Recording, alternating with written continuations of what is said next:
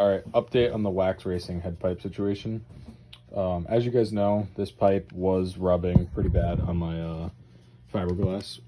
So as for me with this pipe, I have nothing gained, nothing lost talking, bad about wax.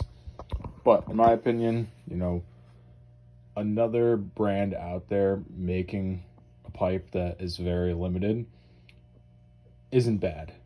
I don't know how to word this, but in my opinion, for the small amount that we have for products in this, dying breed of jet skis, I'm not going to talk anything bad about them making pipes. Yes, I guess in some opinions it is bad that they're making something that's already made. Their modifications aren't that different. So what? I'm not agreeing that it's good. I'm not agreeing that it's bad. But anyways, this pipe, I talked to Wax, and they've been giving me a bunch of things to do to get it to work. And to be honest, none of their solutions have been good. They did offer me to send this back to them. I don't know what that's going to do, because I'm not going to, if it's the same pipe that they're going to send back, what's the point of me sending one that's already powder coated? So I've tried every option other than sending this out and getting it milled and shaved down. They told me to have the face shaved down 2 millimeters, but as we all know, the casting is already very thin, and I don't think that's the best option. I've talked about getting the head pipe milled and dropping it down away from the wall, which I think is the best option. But again, how does this go into a jig and all of that stuff? So what I did was I put shims in between my motor coupler, which if I zoom in and put a light on it, you could probably see them down there. So that's actually 6 millimeters worth of shims between my motor and the coupler. Well, it's really blurry. It's focusing on my motor.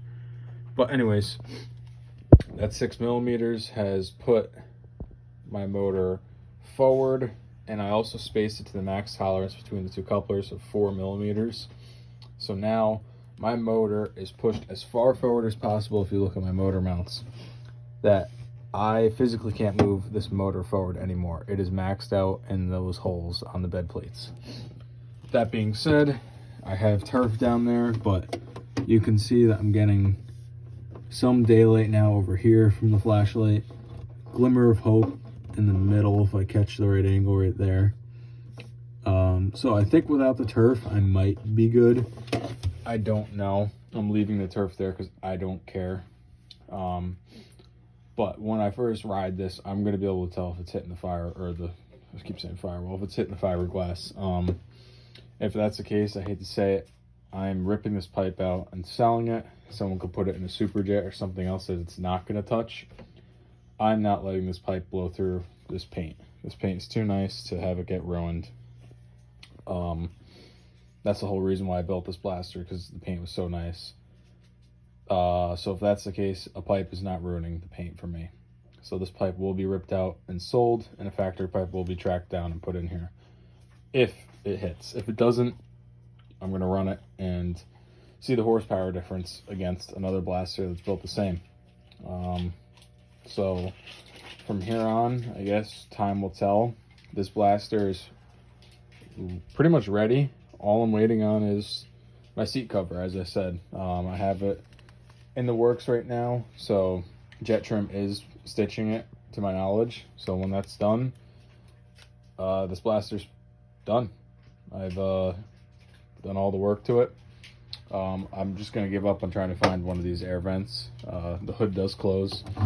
Oops. I guess not the best. You kind of have to, oh God, drop it down on the flame arrestor, push the hood over, wiggle it, and then it'll drop down. And then you just gotta latch it, as you know. But it's just a little finagling. It is cut right here on purpose because it'll miss my girdle and it misses my gas hose down there, or pulse line. So it does close. It's not the best, but I guess it's better than nothing. So I'm giving up on that, but reg numbers are on down there, as you can tell. So we are done with the ski. I did check if it had spark because I had a Riva CDI in there wherever it went. the Riva CDI is dead. It was one that I got from a different ski, and yeah, it had no spark. So it does have a ProTech one in there now, timing advanced, or not timing, but RPM adjustment all the way. Sorry, my dog is chewing on something in the background. So ProTech one's in there now. It was going to go in my other blaster, but I have an extra MSD laying around that does actually work. I labeled it versus another one that no longer works. So this ski, when I do get it fired for the first time, I'll explain everything that I've put in it, everything that I've done in one like last summary video. But until then, this one's probably going to be dormant until spring, and then after I know it runs, that's when testing and tuning goes down with the water, because these carbs are just set up roughly. I don't know what's right, I don't know what's wrong. They could run perfect, which would be amazing, but they're probably going to need some jet changing and tuning. But until then, this is where the blaster sits. It'll be up in my shed and out of here, safe.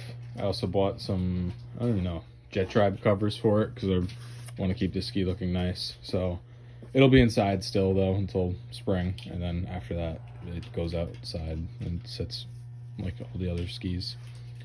But that's it for this one. Just a little update on wax pipe. Like I said, not talking bad. The dude has reached out and messaged me back and forth. He's doing the right job, in my opinion, with customer response. He walked me through steps, tried to figure it out.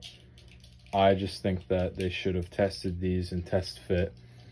And I know the blaster holes vary, but this is a 94. It's not a 95 or 96 if they get really tight and rub. So I don't know what the problem is, but I don't know if this was a first gen pipe that is rubbing on purpose, or not rubbing on purpose, but rubbing because of just casting quality or what. But I would think that if I've exhausted all options, they should figure something out for me. But again, like I said, not talking bad on them. I'm happy that parts are still being made for our small hobby industry. And that's that. I will run a wax pipe if it runs good. If it doesn't, then it's out. As long as it doesn't rub, like I said.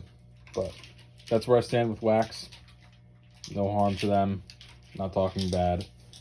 You know, I even threw the sticker on my box. So, I mean, it doesn't really mean a justice. A lot of the stickers don't mean anything to me. But that's where we're at with this. So, again, that's it for this video, and I'll see you in the next one.